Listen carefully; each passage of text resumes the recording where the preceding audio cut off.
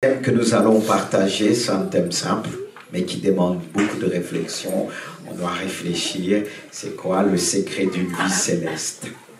Ce qui donne à un homme du succès, à une femme, c'est sa vie d'abord qu'elle cultive dans le secret. Ah. Alors ce qui peut nous faire grandir pleinement avec Dieu, c'est notre vie secrète avec lui. D'où le secret d'une vie céleste. Peut-être tu vas me dire tu es terrestre. Bon, si tu veux rester terrestre, tu as le choix. Tu peux choisir cette vie-là. Et moi, personnellement, j'ai choisi une vie céleste. D'où tout ce secret avec Dieu, cette communication, communion avec notre Dieu.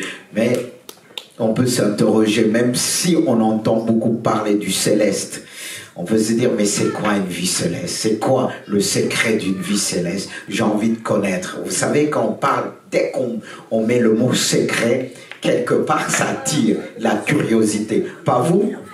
Hein? Quand on dit, là, c'est secret, même si on met une porte et dit, là, personne ne peut rentrer, mais quelque part, tu dis, j'aimerais bien savoir qu'est-ce qu'on appelle secret. Imagine, tu es avec ton homme, tu viens de connaître, j'ai certains secrets à te révéler, pas maintenant.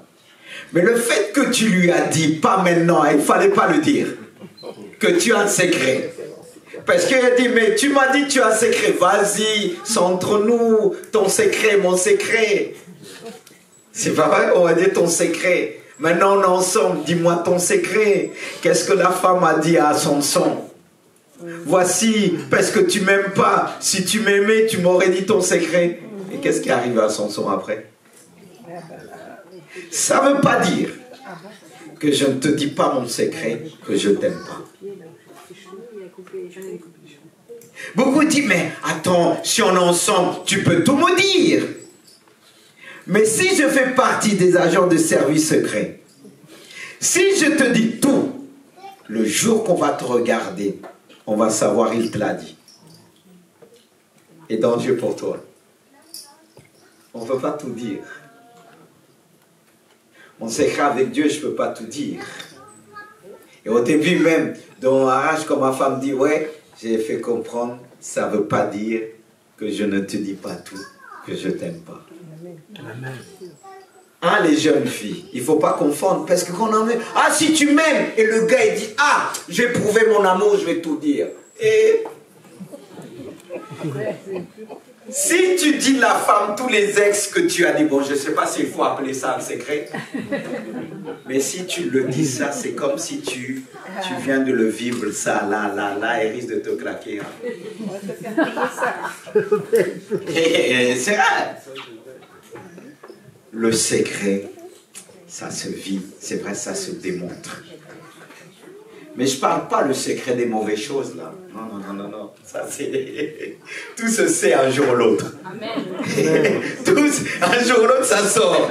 Amen. Mais je te parle de la vie céleste avec Dieu. Amen. Ce qui est caché. Car la Bible dit, la gloire de Dieu, c'est de... Et des rois, c'est de les sonder, de les chercher. Sonder veut dire vérifier, chercher. Et Dieu nous appelle à chercher ce secret. Certes, on va le dire, on peut dire, on a tout trouvé, non. Avec Dieu, on n'a pas fini de trouver, chercher.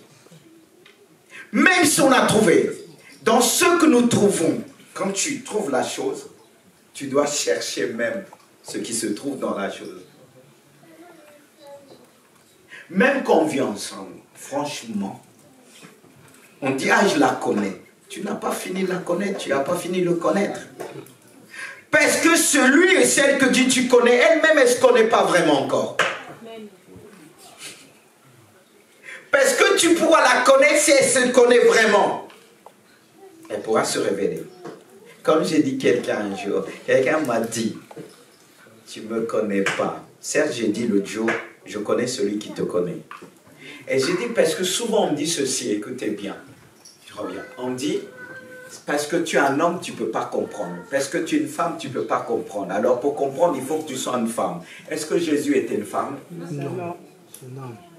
Hein? Est-ce que Jésus ne te connaissait pas plus que toi? Alors quand on est connecté avec lui, on peut connaître même des choses qui sont cachées. D'où l'importance de connaître cette vie céleste. Mais on va voir à travers les Écritures, ça va nous emmener à mieux s'interroger. Une vie céleste et le secret. C'est bien d'avoir une vie, mais le secret. Il est dit dans Éphésiens 1:3, béni soit Dieu le Père de notre Seigneur Jésus-Christ, qui nous a bénis de toutes sortes de bénédictions spirituelles dans les lieux célestes, en Christ, dans les lieux célestes. Parfois, il faut aller chercher. On est béni de toutes sortes de bénédictions dans les lieux célestes. Et c'est Paul qui a expérimenté cela. Il va dire, je bénis Dieu, le Père de notre Seigneur Jésus, qui nous a bénis toutes sortes de bénédictions spirituelles. Et si on te dit ça, tu vas dire, waouh, j'ai tout. Je suis un homme béni. Je suis une femme bénie, pas toi. C'est vrai que si tu ne connais pas ces choses, tu auras du mal à les prononcer. La connaissance nous révèle la gloire de Dieu. C'est pourquoi il dit, faute de connaissance, mon peuple périt. Et dans ces mêmes épîtres, frères et sœurs, nous révèle toute la grandeur de Dieu. Car cette épître, on peut la diviser en trois. En trois parties. Et c'est ce que j'essaye de faire, parce que je ne peux pas lire tout le livre ici. Mais, à travers ces parties-là, nous allons voir tout simplement ce que c'est une vie céleste. Le secret de la vie céleste qui commence par ceci, notre position en Christ. Car tout est en Jésus-Christ. Et ça commence par être assis. Deuxièmement, j'ai noté notre vie terrestre dans le monde doit révéler la vie céleste. Troisièmement, notre attitude à l'égard de l'ennemi, je parle à l'égard de Satan, révèle aussi notre position, révèle notre identité céleste sur la terre. C'est par ce combat que on peut pleinement se révéler ce que nous sommes. Parfois, pour découvrir une personne, nation, c'est dans le combat qu'on va dire, waouh, on ne savait pas ce que cette nation possédait. Mais c'est dans sa vie, comment elle mène son combat, ses victoires, qu'on va découvrir la position de cette nation. Amen. Amen. Mais on va revenir sur cette première position en Christ qui nous fait découvrir ce secret dans les lieux célestes. D'abord, il faut s'asseoir. Pour écouter, il faut s'asseoir. Quelqu'un qui est agité ne peut pas découvrir le secret de l'autre. Est-ce qu'une personne qui a envie de communiquer un secret, qu'est-ce qu'il va faire? Il va prendre tout son temps. Il va faire tous les caprices possibles pour voir si tu es patient. Si tu vas t'asseoir ou bien tu vas dire dépêche-toi, je suis pressé. Mais si tu es pressé, il y a des choses que tu ne vas pas connaître. Il est important de s'asseoir. Si tu veux connaître ce secret, tu dois s'asseoir devant cet aîné, ce vieux, qui quand il parle, il prend tout son temps, il est au ralenti. Toi, tu vas dire, mais dépêche-toi. Là, tu ne vas pas connaître. Parce que pour connaître, il faut s'asseoir avec son âme, son esprit et tout son être. Amen. Amen. Celui qui écoute agira davantage. C'est pour ça qu'il est dit à travers ce passage, cette position, il dit, il nous a ressuscités. Écoutez bien, ensemble, il nous a fait asseoir dans les lieux célestes en Jésus. C'est-à-dire, je dois me dire, en même temps que je suis ici-bas, je suis assis avec lui. Et ma vie chrétienne dépend de ma position que j'ai avec lui dans les lieux célestes. Si je suis bien assis. Et si je suis assis, je recevrai les instructions du Père.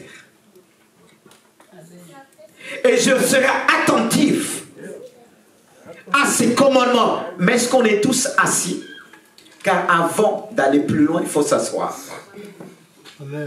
On dit que celui qui veut bâtir une maison, il faut qu'il s'assoie d'abord et calcule les dépenses. Alors si toi tu vas dans tous les sens, tu ne sais pas à un moment donné, il faut s'asseoir pour réfléchir, pour aller plus loin. Et tu ne prends pas le temps de s'asseoir. Tu ne prends pas le temps de s'asseoir avec tes enfants, avec ta famille. Comment tu vas les connaître? Comment tu vas les entendre? Vous savez, vous pouvez s'asseoir avec quelqu'un sans aucune voix et comprendre des choses. De saisir des choses. Parce qu'on pense qu'on est assis pour entendre Dieu nous parler. On pense qu'on va entendre une voix. Qu'est-ce que la Bible dit? Celui qui se confie en l'Éternel trouve le chemin tout tracé dans son cœur. Tu n'entends pas une voix, mais il trace. Il écrit dans ton cœur. Il écrit des instructions parce qu'il te voit assis. N'est-ce pas qu'on peut dire on est comme des pages, des feuilles blanches, voilà, que le Seigneur ou d'autres personnes peuvent écrire. Alors quand on s'assoit, même le fait qu'il nous regarde, il écrit sans que tu le saches. Il faut avoir cette capacité de s'asseoir, d'apprendre à écouter. Ce n'est pas toujours facile de venir dans ce lieu, s'asseoir pour écouter. Je le sais et Dieu le sait. Mais c'est tout un exercice, bien-aimé de Dieu. N'est-ce pas, il est dit, chaque matin, il éveille mon oreille. C'est le prophète Isaïe qui pouvait dire, chaque matin, il éveille mon oreille pour que j'écoute comme écoute un disciple. Et là, il y a le mot discipliner. Il faut se discipliner. Si nous voulons aller plus loin, ça commence par l'écoute. Il faut apprendre à s'asseoir dans la vie, écouter les autres. Même le méchant, écouter le méchant, ce qu'il envisage de faire. Parce que ça nous apprend aussi la sagesse bien-aimée de Dieu. Et là, on doit le réaliser pleinement. Frères et sœurs, c'est pourquoi l'apôtre Paul commence pleinement avec ce mot. Et être assis, le fait qu'on s'assoit, on reçoit la révélation du secret de la vie céleste, d'une vie céleste. Imagine quelqu'un veut te révéler les choses, si tu vas dans tous les sens. Il va se dire, si je le donne, il va mal gérer. Il ne sait pas écouter. On est prompt à parler. On veut du faire, parler. Mais est-ce qu'on sait écouter? Combien de fois on déforme les propos des autres parce qu'on ne sait pas écouter? On peut être silencieux, mais on a du mal. Pendant que l'autre nous parle, on pense à autre chose. On pense déjà le répondre. Regardez ce que Dieu a fait à Moïse. Il appelle Moïse sur la montagne. Moïse monte. Au bout de combien de temps que Dieu a commencé à parler à Moïse? Je vous écoute. Combien de temps, Patrice? Hein? Toi, tu dis 6 jours. C'est au bout de 40 jours que la révélation est venue pleinement. Parce qu'il est dit qu'il a jeûné 40 jours et 40 nuits. C'est vrai qu'il y a eu la manifestation, des manifestations ponctuelles qu'on peut dire Dieu a parlé. Mais quand il a commencé vraiment à parler, c'est au bout de 40 jours. Si quelqu'un dit, viens, je veux te parler, assis-toi. Qu'il commence à faire entrer chez lui, il sort, et tu vas dire, mais là, est-ce qu'il ne m'a pas oublié? Dieu aurait pu dire à Moïse, tu m'as oublié. C'est pourquoi, selon la Bible, on dit la sagesse de Dieu n'est pas la sagesse des hommes. Parce que là, on pouvait savoir si Moïse allait écouter. Il fallait taire sa chair. Jeûner plusieurs jours. Il fallait qu'il écoute avec l'Esprit de Dieu. Et Dieu veut nous apprendre, car il a des choses à nous dire, à nous montrer, à nous faire vivre. Car si on prend les choses très vite, on va mal les utiliser. Quelqu'un qui veut te communiquer quelque chose, il va prendre beaucoup de temps, dans le silence, pour voir si tu vas faire silence.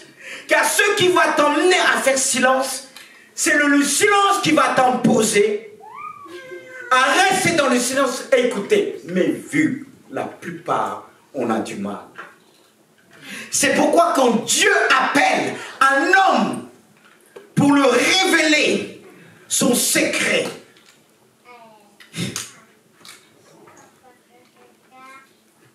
il l'apprend à rester dans le silence plusieurs jours. Ce silence-là a fait le peuple d'Israël n'ont pas supporté. Quand Moïse est monté, eux, ils n'ont pas supporté. En disant, ce Moïse qui nous a sortis de l'Égypte, il est où maintenant? Moïse leur a dit, attendez, restez assis. Ils n'ont pas pu. Le seul qui a pu, c'est Josué. Et les autres qui sont restés un peu, Hur. Mais Aaron, son pauvre frère, il a pété un bloc. Face au silence, on pète un bloc. On est perdu pour plusieurs. Il a dit, il va me parler. Pourquoi ce silence? Mais les choses qu'il veut te dire, c'est des choses puissantes. Ce silence, à travers ce silence, il va attirer toute ton attention. Mais hélas, on a du mal, bien-aimé de Dieu. On a du mal. Et ma prière, c'est de dire, apprends-moi. N'est-ce pas qu'il est dit que nous ne savons pas ce qui est convenable de demander ou de faire? Mais le Saint-Esprit nous aide dans nos faiblesses. On a besoin du Saint-Esprit. On a besoin de l'Esprit de Dieu qui va nous aider à s'asseoir pleinement. Frères et sœurs, quand quelqu'un veut te parler,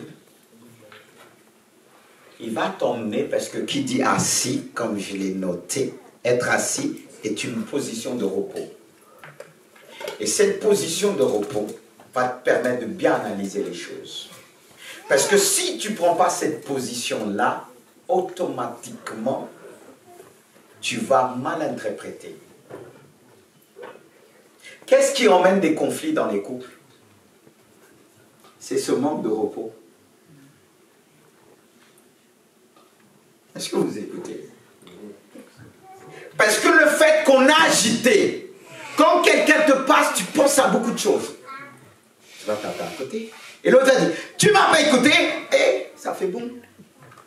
Les couples, vous êtes là? Oh. Vous me suivez? Alors dites Amen. Amen. Pourtant, tu dis, mais qu'est-ce que j'ai fait? J'ai rien dit. Mais la personne voit que tu es ailleurs. Tu es à l'ouest. Elle le ressent. Mais il y en a qui ressentent le contraire, parce que des fois, il y a d'autres qui ont une capacité d'écoute, même s'ils font quelque chose, ils écoutent. Mais toi, tu vas dire, mais parce qu'il y en a quand ils te parlent, ils veulent que tu sois comme ça. Le malheur, j'avais une cousine, quand elle te parlait, tu tournais la tête, elle te ramenait sa tête. Il dit, mais t'écoute. Ne sois pas comme ça, ma soeur, mon frère. Tu veux quand tu parles toute la tête, ça, mais la personne a appris à faire repos dans son âme pour t'écouter. Mais toi, parce qu'il y a des personnes quand ils parlent, c'est vrai, au ralenti, c'est pour ça c'est une discipline, écouter l'autre. Le fait qu'on est pasteur, on apprend à écouter même dans la fatigue. C'est pour ça il faut cette position de repos. Parce que quand on est fatigué là, je suis fatigué. Mais d'où il faut discerner aussi, si l'autre est fatigué, bon attends, tu vas revenir. Mais si c'est toi qui dois chercher le secret, que le nôtre te montre, peu importe que tu es fatigué ou pas, à toi de t'adapter si tu veux connaître le secret de Dieu. Amen. Est-ce qu'on est prêt à rentrer dans ce repos de Dieu? Parce qu'imagine, on est dans une salle de Dieu, on va dire on va imposer le silence. C'est difficile. Hein? Parce que regardez dans l'église, souvent, quand on dit là on va prier, personne ne prie. Le moment où on dit voilà, le silence, c'est là tout le monde prie. Bon, heureusement pas ici, hein. Béni soit Dieu. Amen. Non, c'est pourquoi on fait le contraire, c'est encore l'écoute. On a du mal à écouter. Parce que sans même des ordres, même au niveau de famille, l'enfant va dire maman m'a pas écouté, papa m'a pas écouté, et les parents vont dire parce qu'on vit dans un monde d'agitation. Tout le monde est agité. Mais comment vous voulez qu'on connaisse le secret de Dieu? Expliquez-moi. On va dire tout. Oh, amen, je suis assis dans les lieux célestes avec Dieu. Et ça, ce sont des paroles. Mais la réalité, c'est tout autre. Hein? Mais si on est vraiment assis avec Dieu, c'est vrai qu'il y a des combats. Est-ce qu'on aura tous les problèmes qu'on a parfois aujourd'hui? C'est vrai, j'ai noté de même dans le domaine spirituel, être assis signifie simplement faire reposer tout notre poids. Regarde, quand on sort du travail, on a besoin de se reposer. On a besoin de faire une petite coupure. Parce que quand je parle d'une coupure, elle n'est pas simplement physique, elle est morale, spirituelle. Et quand on quitte, parce qu'il y en a quand ils quittent le travail, c'est vrai, ils rentrent pour se reposer, mais ils ne se reposent pas parce qu'ils remet. Hein, 2 fois j'ai dit à mon épouse, parce que moi quand je rentre à la maison, ce que ministère, église, je sais faire la part des choses.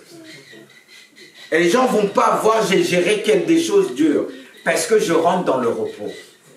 Parce que si je ne rentre pas dans le repos, comment je vais écouter l'autre? Et quand tu rentres chez toi, tu rentres pour faire reposer, pas simplement ton poids, la charge, mais même à l'école pareil, pour les étudiants, c'est se reposer. Et comme aujourd'hui, vous savez ce que le système fait aujourd'hui, et je dirais satanique, les enfants aujourd'hui qui sortent à l'école, ils ne se reposent jamais parce qu'ils sont pleinement dans l'ordinateur portable et tout ça, tralala et autres. Et ça fait que même quand les parents parlent, ils n'écoutent plus. Et il ne peut pas décerner, il ne peut pas connaître la vie céleste, je dirais, des parents. Parce que ça cogite 24/24, il n'y a pas de repos là. Et comment on va découvrir les choses d'en haut? Et j'irai loin, le système de ce monde, même pour le travail, aujourd'hui, vu que la conjoncture économique, ça fait qu'aujourd'hui, on prend, quelqu'un fait le travail de 2 personnes, 3 personnes. Et quand tu arrives à la maison, ben, tu es déconnecté. Et pour écouter Dieu, pour rentrer dans les lieux célestes, il te faut un mois.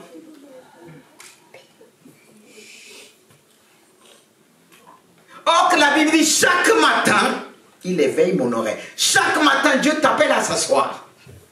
Mais même pour s'asseoir, tu es fatigué. Parce que tu vas penser au travail. C'est pour ça que beaucoup n'entendent plus Dieu.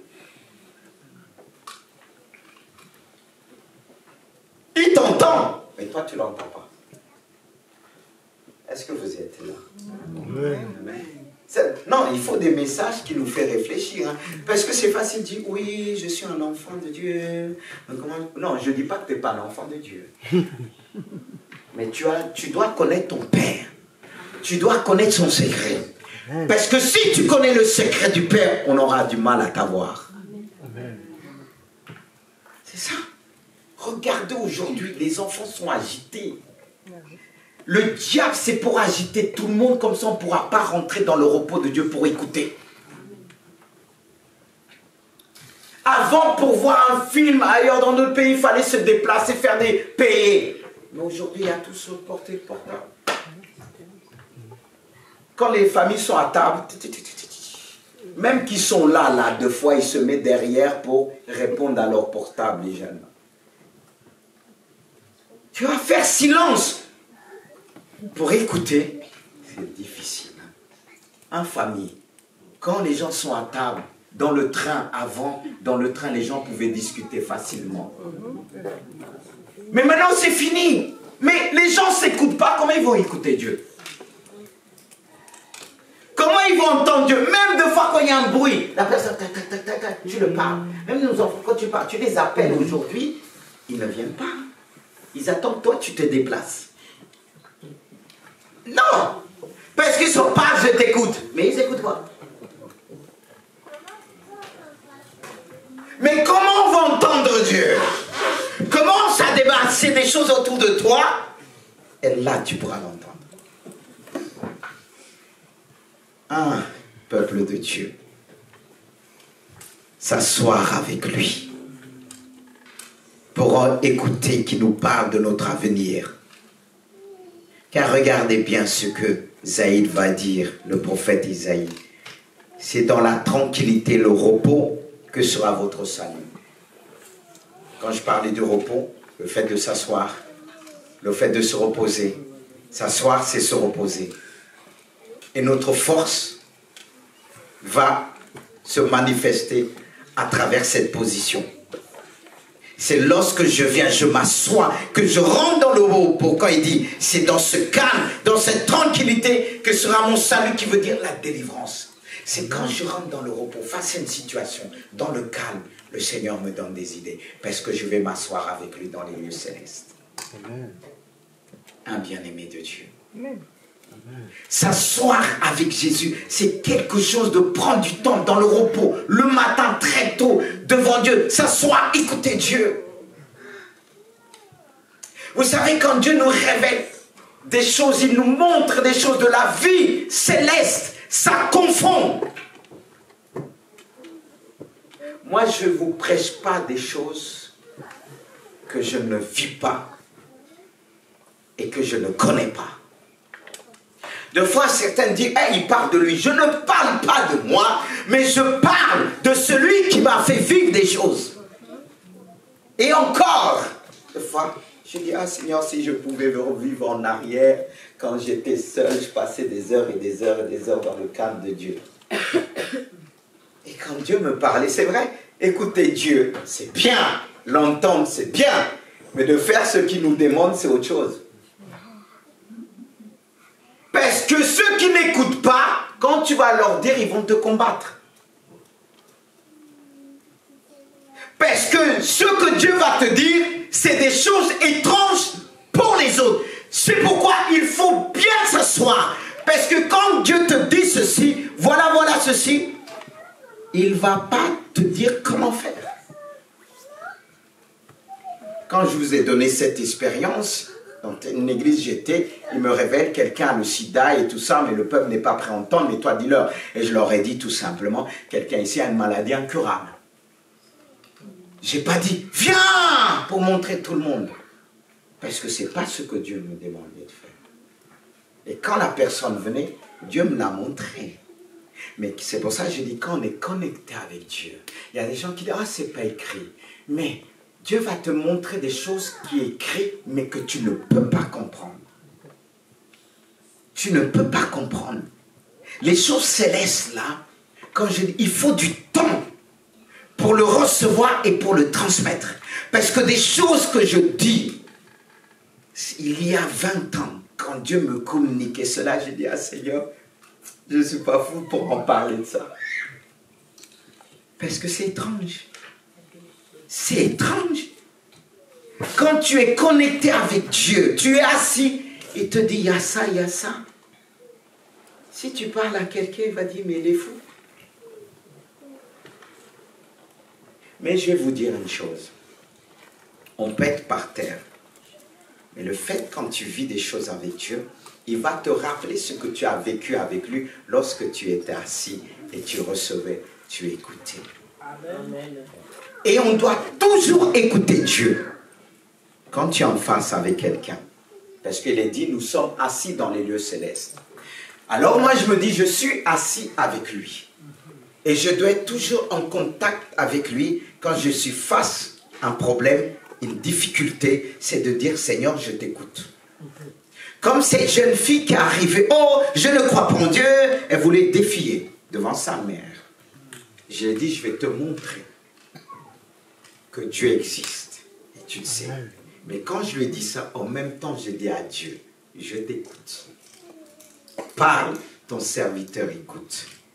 Et quand Dieu m'a parlé, je l'ai regardé, j'ai dit, je vais te montrer que Dieu existe. Voilà ce qui se prépare dans ta vie. Tu as rencontré un proxénète qui t'a préparé des habits et tout ça pour rentrer dans le système. À peine elle a entendu ça, elle a failli tomber pleurant. Voyez, c'est ça, écouter Dieu. C'est pourquoi quand on écoute Dieu, quand les gens disent ils ne croient pas, on sourit parce que Dieu nous montre des choses qu'eux, ils ne connaissent pas. Dieu, c'est ça, assis dans les lieux célestes avec Dieu, il te révèle des choses. C'est pourquoi même les gens qui disent je n'y crois pas, je rigole. Parce que quand tu es assis, tu es confiant. Tu as cette assurance. Le Père te dit, assis-toi mon fils, je n'ai pas fini de te montrer. Amen. Je n'ai pas fini de te montrer. Et on a peur des hommes et des femmes qui sont assis avec Dieu. Parce qu'ils entendent Dieu parler. Et Dieu confond. Et chaque fois que je me trouve en difficulté, je dis, Seigneur, je suis assis avec toi, je t'écoute. Et Dieu confond. Dieu confond. Je le dis parce que je l'ai expérimenté et j'expérimente encore avec Dieu. Quand on est assis avec lui, on descend avec l'instruction de Dieu. Car avant de marcher, il faut s'asseoir. Si on veut marcher sans s'asseoir avec Dieu, on va se voutrer. Et que Dieu puisse nous aider, bien-aimés. Et si tu t'assois avec lui, comme nous dit Isaïe, c'est dans le calme et la confiance que sera ta force.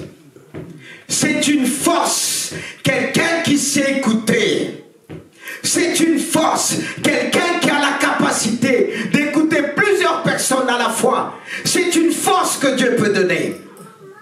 Dieu veut donner cette capacité, cette position à son Église. Et ma prière, c'est de dire, Dieu, révèle-moi ta gloire. Amen.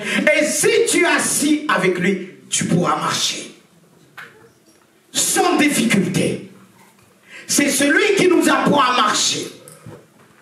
Un enfant qui commence à bien marcher, c'est qu'il a pris d'abord en restant assis avec le Père, avec sa mère. Que Dieu puisse nous aider à marcher. D'où cette deuxième réalité qui dit notre vie dans le monde, c'est de marcher en sainteté. Marcher, c'est notre vie terrestre. Marcher, c'est notre vie terrestre. Là-haut, tu es pas, tu marches, mais tu es assis. Et sur la terre, tu démontres la vie de Dieu en marchant. Amen. Alléluia. C'est ainsi qu'il est dit. Éphésiens 4, 1. Je vous exhorte donc, moi, le prisonnier dans le Seigneur, à marcher d'une manière digne de la vocation qui vous a été adressée. C'est quoi marcher digne de la vocation? La vocation désigne un appel de Dieu. Dieu nous met à son service dans une forme de vie, de sainteté, de force, d'amour et de sagesse. Je dois démontrer ce que je suis dans le ciel avec lui. Je dois démontrer mon identité, frères et sœurs. Marcher est l'expression pratique de notre position céleste ici-bas. sur la terre en tant que peuple céleste, ambassadeur. N'est-ce pas qu'il est dit, nous sommes ambassadeurs, ambassadrices avec Christ. Vous connaissez le rôle d'ambassadeur? Il est intouchable. Mais dans une ambassade, il y a des administrateurs. Est-ce qu'il y a plusieurs ambassadeurs? Mais avec Jésus, il dit, vous êtes des ambassadeurs. Mais est-ce que tous sont des ambassadeurs? En réalité, des ambassadeurs spirituels. Parce qu'un ambassadeur représente la loi dont on l'a envoyé. Et nous, notre loi, elle est céleste. D'où il est important de connaître les lois de Dieu, mais pour les connaître, on doit être des élèves qui s'assoient. Parce que dans toute école, on est tous passés à l'école. On s'est tous assis pour écouter quelqu'un devant nous. Hein? Ça s'est passé comme ça. Mais dans une école, il y en a qui foutent le bordel, il ne fait que de parler. Mais comment ils vont bien apprendre? Dans une église pareille, vous voyez, quand on est là, il y en a qui sont derrière, qui n'écoutent plus. Et quand ils n'écoutent plus, comment ils vont entendre pleinement? Quand j'étais à l'école, lui, j'ai tout fait pour m'asseoir devant, même si parfois à l'école j'étais derrière, mais devant. Parce que je voulais apprendre. Parce que regardez, ceux qui se montent derrière, c'est pas évident. Et parce que quand on va tirer la chasse des toilettes, là vous allez entendre, ça va vous déranger. Vous voyez? On met toujours les enfants derrière pour pouvoir gérer. Mais toi, tu vas toujours dire, mais ils font toujours du bruit. Viens devant. Là, tu vas bien écouter. Parce que regardez, là, pour écouter, est-ce que vous avez pris une position d'être debout? Vous êtes assis. Hein? Qu'est-ce qui va vous permettre de bien marcher dans la vie? C'est selon l'écoute, ce que vous recevez. Et pour démontrer la vie de Dieu, il faut s'asseoir avec lui dans les lieux célestes. Parce qu'il nous a bénis de toutes sortes de bénédictions. Et nous devons transmettre toutes ces bénédictions reçues. Et ces bénédictions, ces grandes bénédictions, on ne peut que les recevoir en étant assis. Parce que la position s'asseoir, c'est une position de recevoir. Ça montre que je veux recevoir de l'autre. Parce que quand un prof enseigne, tu ne vas pas dire « je me mets devant ». C'est toi. Non. Et avec Dieu, je veux voir cette attitude d'humilité qu'on s'assoit pour recevoir. Mais moi qui est devant, je m'assois devant Dieu. Je passe des heures avant de m'adresser au peuple de Dieu, des heures pour m'asseoir, pour recevoir l'instruction, pour ne pas dire n'importe quoi. Parce que je dis à Dieu, je m'adresse à des hommes et des femmes responsables, des pères de famille, des chefs de prise. Et pour donner à tous ces hommes, ces femmes-là, il faut vraiment que j'aille m'asseoir avec lui. Pour ne pas les induire à l'erreur. C'est pourquoi il dit que peu se mettent enseigner, parlons des ministères, car ils seront jugés plus sévèrement.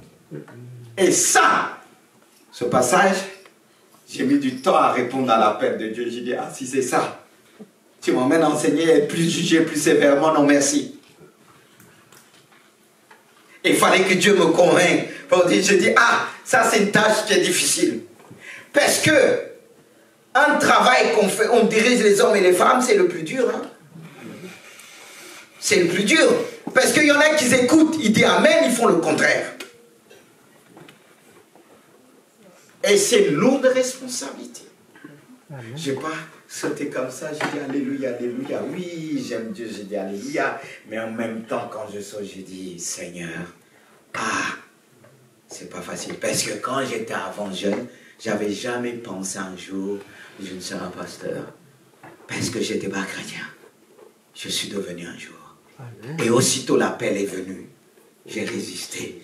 Parce qu'il me disait, tu vas tout laisser. J'ai dit, non Seigneur, j'ai des projets de voyager, tout ça, il fallait tout laisser. Ah, ça m'a coûté. Mais je ne regrette pas aujourd'hui. Amen. Parce qu'il m'a appris à s'asseoir avec lui. Amen. Il m'a appris à marcher. Et Jésus est capable d'apprendre à marcher. Amen. Et en marchant, tu dois démontrer ta vie céleste. Si nous disons, je suis assis dans les lieux célestes avec lui, tu dois démontrer cette vie ici-bas. La vie céleste, on doit la démontrer ici-bas. Mais comment la démontrer? En marchant dans l'amour, dans la lumière, dans la foi, dans la sagesse. La Bible nous dit que la foi est une démonstration de foi. C'est-à-dire qu'une démonstration des choses qu'on espère, c'est bien ça. La foi est une ferme assurance des choses qu'on espère, une démonstration de celles qu'on ne voit pas. Regarde. Des choses qu'on ne voit pas, que d'autres ne voient pas, on doit les démontrer par notre vie.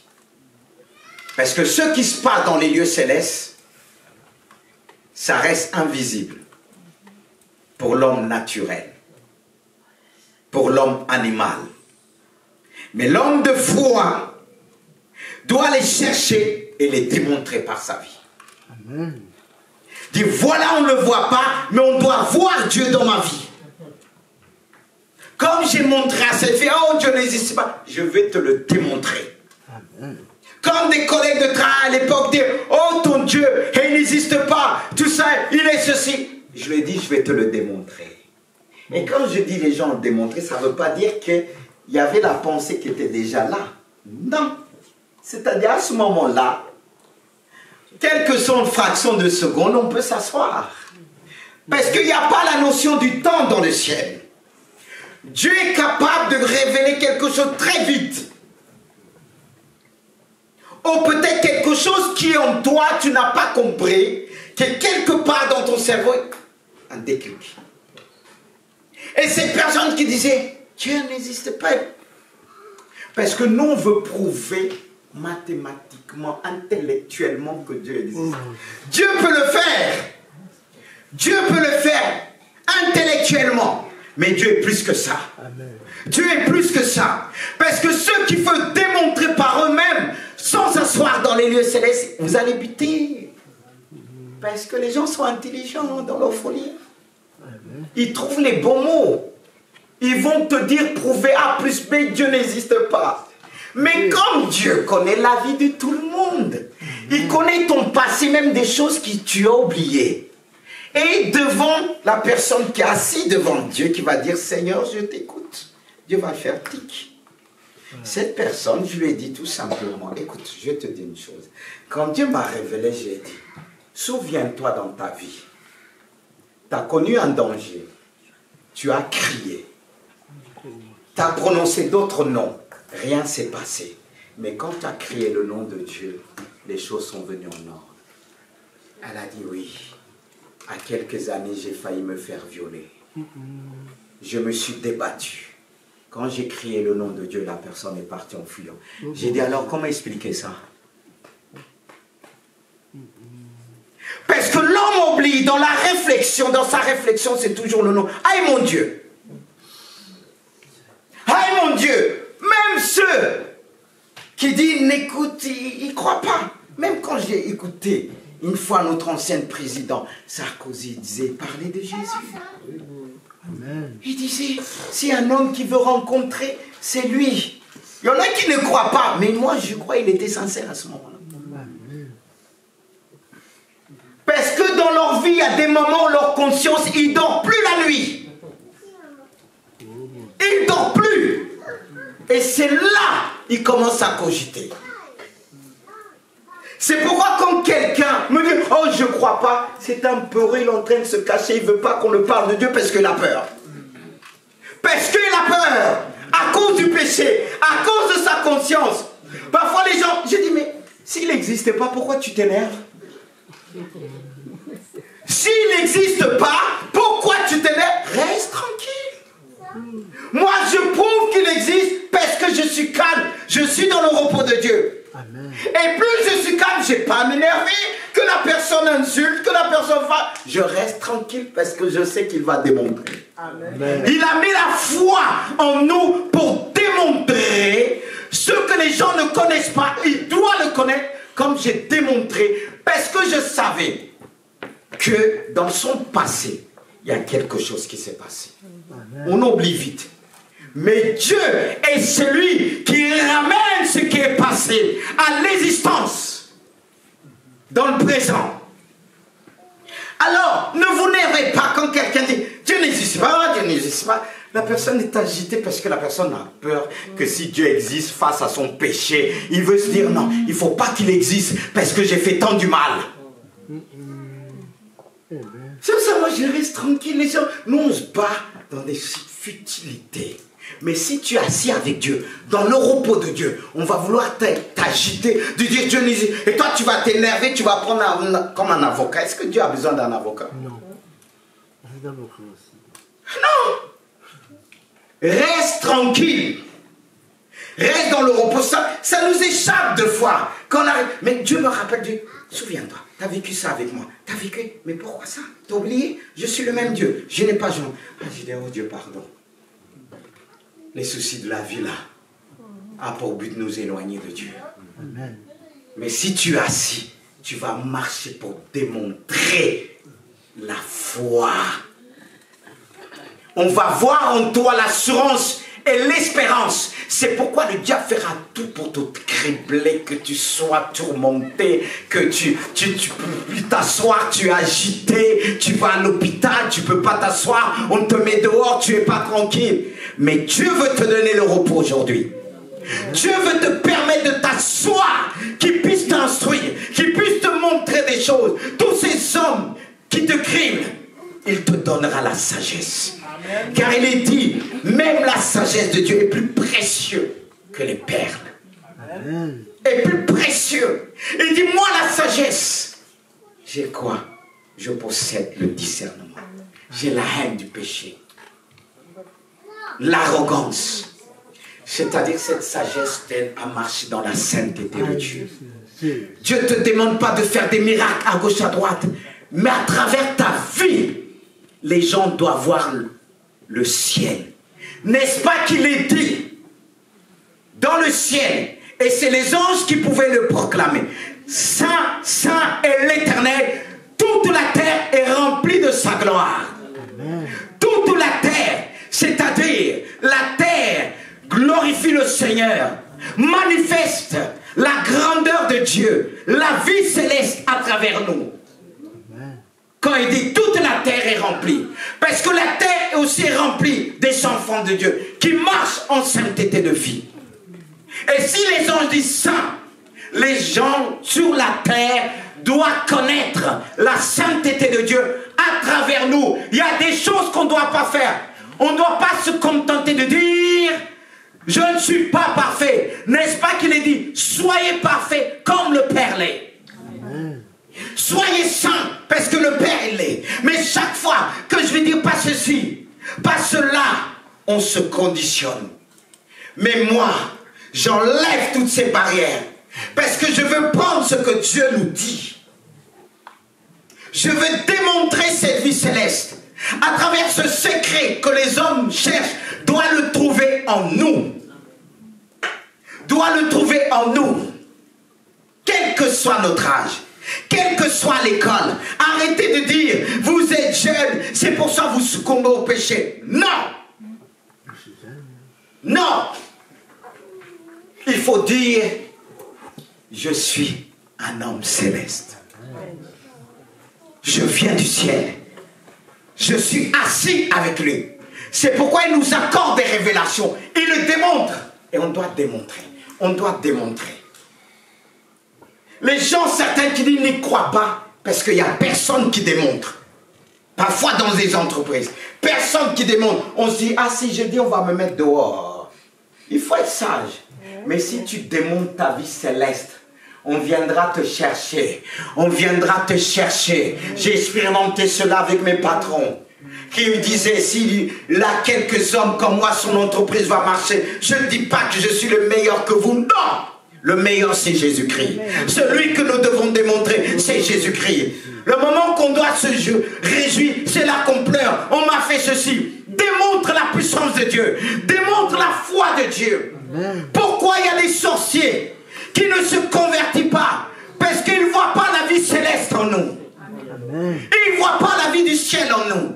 Parce que si on démontre la vie de Dieu, ils ne vont pas rester ici.